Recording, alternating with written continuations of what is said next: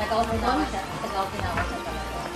So ngayon, Mamaya mo na yung yun. mga machine, ginagawa ko siya talaga dito sa Japan, sa Osaka ng factory. So kung halimbawa magka-problema ka mo sa machine mo, lower, madali natin siyang mapalitan. Nasa Osaka lang kasi yung factory. So wala pa naman akong narinig na nasisiraan sila ng machine.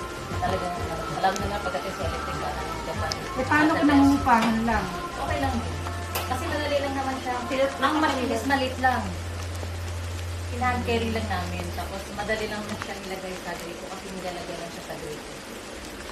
Kahit saan kaya, likot ka ng bahay, madali lang siya nilagay. Pwede nga sa Pinas. Oo. Tapos ngayon, ito pa rin tapos lahat na almost 25 countries, meron tayong company namin. So, any country, pwede mag-order na po ng machine. Hindi lang to dito sa Japan. Philippines, America, lahat sa 25 countries. Tapos syempre, hindi naman natin na yung water, kailangan talaga